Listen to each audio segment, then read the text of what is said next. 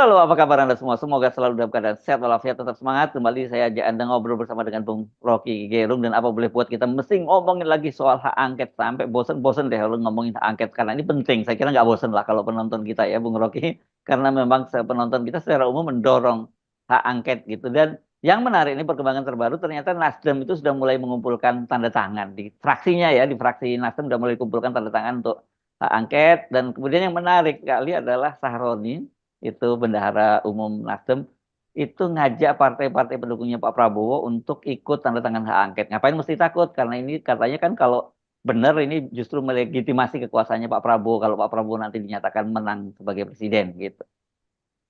Saya kira itu ide yang benar dan FNI juga mendorong itu tuh. Mm-mm. Karena ini hak angket ini bukan sekedar soal-soal teknis pembuktian, ini Mm. soal menerangkan pada publik bahwa adalah hak publik untuk mengetahui proses awal pemilu itu sampai akhirnya real count itu diucapkan. Jadi tetap angket ini semacam pendidikan politik, satu kurikulum yang bagus betul yang harusnya diikuti oleh semua partai kan. Mm-mm. Supaya nanti satu waktu nanti mungkin setelah Oktober netizen kemudian mulai tenang, akademisi mulai memahami apa yang sudah terjadi, lalu diterangkan di situ bahwa oh bahkan Pak Prabowo sebetulnya mendorong angket itu Mm. supaya ada pendidikan politik dan Mm. mungkin juga Megawati pada akhirnya tidak mau ikut, tetapi udah ada Nasdem dan PKS misalnya. Kan itu cuma butuh dua partai kan untuk Mm. dapat 25 suara itu. Dan Mm. Megawati akan dihukum oleh publik, oleh sejarah kan. Mm. Jadi justru Gerindra itu bisa dapat poin. Karena kalau Gerindra udah yakin dia menang, ya udah nggak usah takut kan. Justru Mm. dengan cara itu Prabowo menunjukkan diri sebagai negarawan. Kami bersedia untuk diperiksa sebetulnya bukan karena kami menghindar, tapi kami ingin supaya semua orang merasa bahwa kemenangan kami itu betul-betul datang dari pilihan publik, bukan pilihan Jokowi, kira-kira begitu. Ya, ya, ya, Kan ya. sebetulnya kita mau bilang pilihan Jokowi, kan orang menuduh bahwa Prabowo Ya, itu menang karena dielulukan oleh Jokowi, kan itu nggak betul, bagus dong kan. betul. Prabowo ketika jadi presiden akan dianggap sebagai boneka Jokowi. Jadi justru angket ini sangat bermanfaat justru pada Gerindra tuh. Ya, ya, ya. Idealnya memang begitu ya, Bung Rocky. Dan juga kita ingatkan sebenarnya secara politis juga itu akan menguntungkan buat Pak Prabowo. Karena kalau tidak, tetap bayang-bayang itu bahwa Prabowo disetir oleh Pak Jokowi. Bahkan kemudian kalau realitasnya memang seperti itu kan itu nggak bagus banget buat Pak Prabowo. Sekali-kali jadi presiden masa jadi bonekanya Pak Jokowi gitu. Dan ini akan jadi berita baik buat dunia internasional. Prabowo akan keliling dunia pasti karena Mm-mm. dia memang berupaya untuk mengembalikan Indonesia dalam kejayaan politik paling nggak di Asia. Dan lebih lagi dari itu ada upaya untuk memamerkan pada dunia bahwa telah datang satu era di mana demokrasi betul-betul hendak diucapkan kembali dengan cara yang sangat jujur. Jadi kalau Prabowo dorong itu, justru internasional akan sangat welcome. Dan orang-orang yang mungkin masih sinis pada Prabowo merasa bahwa Prabowo akan melemahkan kembali demokrasi itu. Ternyata tidak tuh. Bahkan Prabowo memulai satu tradisi bahwa dia yang dituduh memperoleh imbas keuntungan dari Jokowi bahkan bersedia untuk diperiksa. Kayak itu semacam kesatriaan apa namanya itu Ya, ya, sikap kesatria lah. Ya. ya sikap kesatria sebetulnya kan. Jadi saya kira penting juga kita mulai meminta Pak Prabowo untuk datang mengatakan bahwa kami memang mendorong itu karena itu adalah hak rakyat. Lepas dari kami menang apa kalah, tapi kami ingin supaya Gerindra itu diingat sebagai partai yang dipilih oleh rakyat. Dan legitimasi itu datang bukan karena perhitungan real count, tetapi pada kembalinya persepsi rakyat bahwa angket itu betul-betul digunakan untuk membedah anatomi politik kita kan. Kan angket ini adalah hal yang sudah berkali-kali kita lakukan di zaman Pak SB itu ada angket soal apa namanya itu Senturi. Senturi, Mhm. Ya. ada angket soal pada zaman Gus Dur.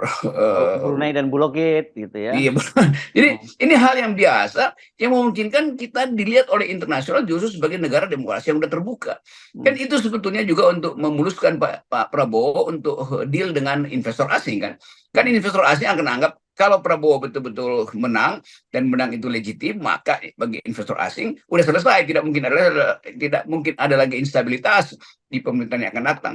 Nah, justru itu sangat berguna sebetulnya Prabowo mendahului opini publik bahwa dia betul-betul kesatria dan minta untuk dipercepatlah angket itu supaya nggak ada lagi gangguan ketika Prabowo menyusun kabinet. Ya, oke, ini poin ini yang menarik ya. Saya ingin nanti dalami karena bagaimanapun juga kedekatan Anda dengan Pak Prabowo. Saya ingin pengenalan Anda itu seperti apa sih Pak Prabowo dalam demokrasi. Tapi sebelum itu, tentu saya ingin bertanyakan pada Anda juga. Tapi kan begini Bung Rocky, kalau kemudian berujung hak angket dan kemudian dibongkar semua dan kemudian ternyata terbukti bahwa Pak Jokowi melakukan pelanggaran-pelanggaran dan melanggar konstitusi dan kemudian berujung pemakzulan, katakanlah atau tidak berujung pemakzulan, tapi memang Pak Jokowi dinyatakan bersalah. Terus kemudian kan tentu dampaknya terhadap hasil pilpres dong. Dan ini juga pasti akan merugikan Prabowo. Bagaimana Bung Rocky? Apakah kemudian ada bisa semacam apa ya, katakanlah dalam tanda politik deal gitu ya antara partai-partai oposisi dengan Prabowo untuk menyatakan bahwa oke, kita lokalisasi lokalisir bukan lokalisasi lagi, kita lokalisir persoalannya pada hanya pelanggaran yang dilakukan oleh Jokowi gitu. Saya kira itu masuk akal karena bagaimanapun Prabowo juga mungkin mulai berhitung walaupun nggak dia ucapkan bahwa saya menang 58%, tapi partai saya kok cuma 13%. Ya itu dia, ya kan. Jadi itu juga pertanyaan kok bagaimana ya? Jadi jangan-jangan juga Prabowo merasa bahwa ini diatur sedemikian rupa supaya partainya lemah, dia presiden, tetapi partai yang kuat nanti bukan Gerindra, supaya ada perimbangan kekuasaan. Kan itu mesti dicurigai juga kan. Jadi sebelum kecurigaan ini muncul, saya kira Prabowo sebagai seorang yang pernah diperiksa di Dewan Kehormatan Militer dan dia datang dengan gagah berani di situ, lalu pangkatnya dilepaskan, dia juga bisa bilang saya pernah mengalami hal yang lebih tragis. Kalau itu di kalangan militer itu artinya semacam sidang etik yang membuat kehilangan keperwiraan sebetulnya itu. Bukan sekedar pangkatnya yang hilang, tetapi etos keperwiraan. Nah sekarang ada kesempatan Prabowo mengatakan kalau cuma soal angket saya juga akan datang ke depan DPR untuk bahkan mendorong supaya angket itu berlangsung, supaya diketahui publik bahwa keperwiraan saya tidak berhenti hanya karena satu peristiwa di 98 misalnya kan. Kan itu sebetulnya satu rentetan upaya untuk mengembalikan figur Prabowo sebagai warga negara yang taat hukum, taat pada aturan-aturan peradaban dan punya potensi untuk dianggap sebagai pemimpin yang jujur yang memulihkan kembali kemartabatan dia sendiri yang selama ini digosipkan terus, ini pelanggaran HAM atau dituduhkan terus, dibully terus. Jadi ini sebetulnya forum untuk purgatorio tuh, apa namanya? Kalau kita baca Dante Alighieri, jadi semacam penyucian sebetulnya, penyucian dari segala macam gosip kan. Jadi sangat bagus bahwa forum angket ini bagi Prabowo adalah kesempatan untuk menunjukkan bahwa saya perwira dan saya bertanggung jawab terhadap apa yang dituduhkan pada saya akan buktikan, atau dengan kata lain, saya tidak akan lari dari kejaran pertanyaan-pertanyaan itu. Dan orang tahu bahwa kalau itu terjadi, Prabowo justru dapat poin, dia dapat legalitas, karena mungkin real count akan mengarah pada dia juga dapat legitimasi. Sementara Jokowi tetap akan dianggap sebagai mastermind belakang itu kan. Jadi sebetulnya kalau kita lihat, mending ketegangan antara Prabowo dan Jokowi diselesaikan di angket. Karena tetap kalau angket ini tidak bisa menghasilkan klarifikasi, maka Jokowi tetap akan dianggap sebagai orang yang berbuat curang dalam politik, sementara Prabowo akan disangkutkan bahwa dia menerima impact kecurangan dari Jokowi kan. Kan angket ini sasarannya Jokowi bukan Prabowo. Iya. Saya kira ya Bung Rocky nggak perlu nunggu sampai Pak Prabowo dipanggil oleh pansus angket katakanlah begitu ya. Dengan Gerindra mendukung itu saja, itu sebenarnya selesai itu persoalannya Pak Prabowo dan Gerindra itu. Saya kira betul itu. Satu kalimat aja, oke kami tidak akan menghalangi misalnya angket itu. Itu nggak usah mendukung, kami tidak akan menghalangi. Dan kita minta juga supaya publik mengerti bahwa ini belum selesai, tapi bahkan real count belum selesai. Kami ingin dorong kejelasan dari proses pemilu ini, bukan hasilnya, proses pemilu itu. Dan bahkan mungkin kami mendorong juga Presiden Jokowi memberikan semacam address pertama tuh untuk menanggapi kan. Jadi sebetulnya dengan siksak atau dengan diplomasi itu, orang akan lihat bahwa Prabowo legah untuk mengatakan bahwa saya tidak terlibat di dalam dirty vote itu tuh. Dan orang tuh akan ambil kesimpulan kalau begitu dirty hand-nya siapa, dirty man-nya siapa, itu urusan belakangan kan. Yang penting kegamangan ini dipecahkan dulu. Karena tetap orang merasa bahwa ya Gerindra kenapa nggak mau dorong angket? Berarti ya ada sesuatu dong. Kan itu dengan mudah kan. Walaupun diklaim terus oleh apa namanya punakawan kami udah menang, iya aku menang itu di dalam upaya untuk menutupi kejahatan, akhirnya begitu kan. Jadi bagi saya sangat bermartabat kalau Gerindra ikut mendorong itu, dan pastikan bahwa Gerindra itu menang bukan karena cawe-cawenya Jokowi itu. Ya, Tentu saja ada faktor Jokowi yang dari awal berupaya untuk menghadirkan Gibran ke dalam politik, ya udah itu soal yang akan juga dijadikan sebagai alasan untuk menguji apakah proses politik ini dari awal curang atau hanya sekedar masalah perhitungan statistik yang disebabkan oleh mesin-mesin perhitungan itu yang mengalami masalah. Kan itu dasarnya kan. Jadi sekali lagi kita melihat bahwa Jokowi memang akan dipersoalkan. Kenapa Anda sebagai presiden yang seharusnya dalam etika politik membela partai Anda, kenapa Anda tidak membela PDIP? Justru Anda mencalonkan seorang yang bukan anggota partai partai Anda sendiri kan itu. Tapi Pak Jokowi juga bisa jawab itu kan, ya karena ada perselisihan dengan Ibu Mega, supaya jelaslah apa isi perselisihannya sebetulnya kan. Nah ya, kita ya. mau sebetulnya ini skenario-skenario ini dibuka aja, karena publik juga tahu bahwa latar belakang itu karena persoalan pribadi antara Megawati dan Jokowi. Jadi jangan persoalan pribadi Megawati dan Jokowi berimpact pada presiden baru, yaitu Prabowo nanti. Ya, ya, oke. Nah, ini saya kemarin ini menyimak ya pidatonya Pak Prabowo dalam forum di Bank Mandiri ya, dan di situ beliau menggunakan bahasa Inggris kan begitu, dan tapi intinya pernyataannya Pak Prabowo itu adalah bahwa dia mengakui bahwa demokrasi Indonesia itu melelahkan, berantakan, dan juga sangat mahal. Saya kemudian merenung, apakah ini semacam proses semacam penyadaran gitu kan dari Pak Prabowo bahwa ada sesuatu yang salah. Jadi maksud saya mungkin diam-diam gitu ya, dengan saya ingin mengkonfirmasi pengenalan Anda terhadap watak Oke, demokrasi dari Prabowo ya. Apakah itu juga semacam mulai dia di dalam saat merenung sendirian, kemudian dia merenungkan kembali, bukan ini sebenarnya jalan demokrasi yang gue inginkan lah kira-kira. saya kira iya tuh. Sepengenalan saya, kalau saya bercakap-cakap dengan Pak Prabowo itu ada semacam ada dua bahasa pada beliau tuh. Mm-mm. Satu adalah memastikan bahwa yang dia ucapkan itu datang dari kejujuran tuh. Mhm. Dan yang kedua, dia ingin supaya pengetahuan dia tentang demokrasi itu dimengerti oleh publik. Kan Mhm. tetap Pak Prabowo ingin jadi tokoh demokrasi di Asia tuh. Dan diam-diam sebetulnya ada persaingan antara Prabowo dan Anwar Ibrahim. Siapa yang akan jadi tokoh Asia sebetulnya?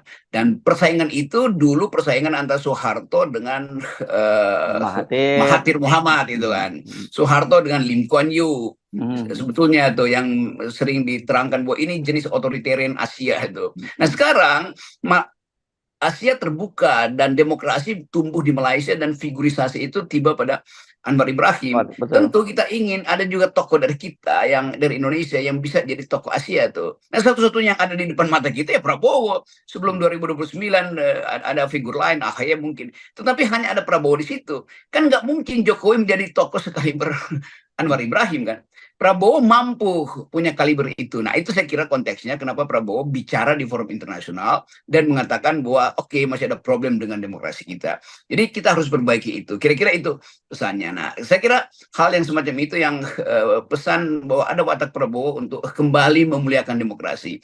Karena bagaimanapun dia pernah belajar demokrasi di negeri Barat, bapaknya adalah seorang demokrat karena memulai karir politiknya di awal-awal kemerdekaan kita tuh. Dan sekali lagi kita membayangkan bahwa refleksi mungkin kalau saya simpulkan secara singkat, Pak Prabowo merasa udah jadi presiden. Dan itu artinya dia mulai memikirkan beban dia tuh berat betul kan. Nah refleksi itu yang memungkinkan kita minta Prabowo datang ke publik dan mengatakan bahwa tidak ada masalah dengan soal angket, bahkan demi demokrasi kita investasikan sikap politik kita sejak sekarang. Dan Gerindra tidak akan menghalangi proses angket itu. Itu betul-betul akan jadi sangat pesan yang sangat diplomatis memang, tetapi ada value di situ tuh. Bahwa Prabowo ingin memperlihatkan sinyal bahwa dia adalah seorang demokrat. Nah, kalau pengenalan Anda seperti itu, kita jadi bertanya-tanya dong, Bung Rocky. Apa yang terjadi dengan Pak Prabowo selama ini gitu? Bergabung dengan Pak Jokowi, kemudian mengaku bahwa dia murid politiknya Pak Jokowi, dan kemudian dia juga berjanji akan meneruskan semua program Pak Jokowi. Kan sebenarnya bertolak belakang betul antara baik dari sisi latar belakang maupun cara pandang demokrasi antara Pak Jokowi dengan Pak Prabowo sebetulnya. Mungkin karena sama-sama berupaya untuk menghasilkan yang terbaik pada bangsa, maka Prabowo diam-diam mungkin mulai merasa ya ada juga hal yang penting untuk diteruskan dari Pak Jokowi itu. Dan saya kira sebagai seorang prajurit yang taat pada hierarki, dia harus ucapkan itu bahwa oke, saya mengerti bahwa jalan untuk menghasilkan Indonesia bukan dengan hentakan, tapi dengan memuluskan apa yang dibikin oleh Pak Jokowi itu. Tetapi kita juga berpikir bahwa tentu kalau Prabowo ingin meneruskan Jokowi, tentu tidak semua harus dia teruskan. Dia pasti mesti memilih mana yang secara rasional didukung oleh APBN tuh. Tetapi secara psikologi memang Pak Prabowo terlalu lama berdua-duaan dengan Pak Jokowi selama pemerintahan itu kan. Iya, Jadi iya. mungkin ada semacam sinyal ya antara rasa sayang pada Jokowi dan rasa terhibur sebetulnya tuh. Kenapa Pak Jokowi dengan lega itu mengatakan hanya Prabowo yang saya pilih. Kira-kira begitu tuh. Iya, Tetapi iya. sekali lagi refleksi Prabowo tentu tidak mungkin kita anggap bahwa ya Prabowo akhirnya kesirap habis-habisan oleh Jokowi. Ya Ah, nggak mungkin lah. ya. Bagaimanapun Prabowo punya sikap atau karakter tertentu yang berbeda dengan Jokowi itu, dan punya Ya. kemampuan untuk menganalisa masa depan yang saya kira nggak ada pada Pak Jokowi. Jadi kalau orang anggap bahwa Prabowo akhirnya jadi semacam pengikut sekte Jokowi, saya kira nggak benar tuh. Dia mungkin berupaya untuk memahami sektenya Jokowi, tapi dia sendiri akan bangun sektenya sendiri. Menarik ini penggunaan kata sekte ini ya. Jokowisme ini ya. Sekte Jokowisme namanya ini kalau menurut PSI itu, Bung Rocky. Ya. Kita balik pada keadaan hari-hari ini, kita menunggu ketegasan dari Ibu Mega sambil Hmm. melihat bahwa Nasdem tetap ingin ambil langkah lebih awal sebetulnya kan itu ini kan persaingan Hmm. kepribadian tuh. Hmm. Tentu orang akan lihat bahwa kalau Nasdem masih nunggu nunggu Ibu Mega, itu artinya Nasdem bukan seperti yang dibayangkan bahwa mampu untuk menerobos ke depan. Kan Nasdem yang dulu selalu datang dengan terobosan karena karakter dari Pak Surya Surya Paloh. Paloh kan. Ya, Jadi ya, saya ya. kira udah betul Nasdem ambil langkah, dan tentu ada courtesy call dengan Ibu Mega. Ibu Mega nanti belakangan, Nasdem dulu yang mulai langkah itu. Dan saya Ya. kira juga diam-diam pasti ada kirim-kiriman proksi antara Nasdem, Ibu Mega atau PDIP dengan Dengan ini Surya Paloh. Nas, Ya. ya maksudnya PDIP dengan Nasdem, dan sangat mungkin juga Nasdem berhubungan dengan Golkar, lalu Golkar ketemu dengan Pak Prabowo, lalu ada percakapan-percakapan yang memungkinkan kita lihat bahwa demi masa depan demokrasi, mestinya semua partai itu mendukung angket. Bahwa nanti akan dipilah-pilah isunya itu soal nanti itu. Tetapi pintu masuk pertama mesti diperlihatkan pada rakyat kita, juga pada rakyat internasional, bahwa Indonesia ada di dalam upaya untuk membenahi kembali demokrasi. Yes, oke. Jadi sekali lagi ajakan dari Nasdem untuk partai mendukung Prabowo, yang disebut mendukung Prabowo, Bung Rocky. Menariknya itu di situ ya, bukan Prabowo Gibran. Untuk mendukung hak angket itu sebenarnya sebuah terobosan menarik, jangan dianggap bercanda. Itu soal yang serius gitu ya.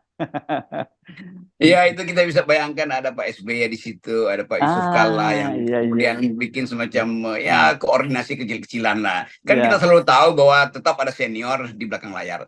Tetapi kita percaya orang seperti Pak SBY, orang seperti Pak Yusuf Kalla bisa memberi nasihat berdasarkan pengalaman mereka itu.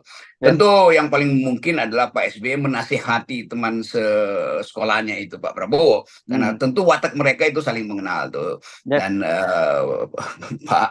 Pak Surya Paloh akan dinasihati misalnya oleh Pak Yusuf Kalla itu kan, Hmm. tetap kita perlu semacam wisdom dari mereka yang pernah masuk secara terlibat langsung dalam politik Indonesia, terutama SBY dan Yusuf Kalla. Oke, baik. Terima kasih, Bung Rocky. Kita nolkan ya soal Ya, semuanya kecurangan. mari menunggu headline besok. Ya.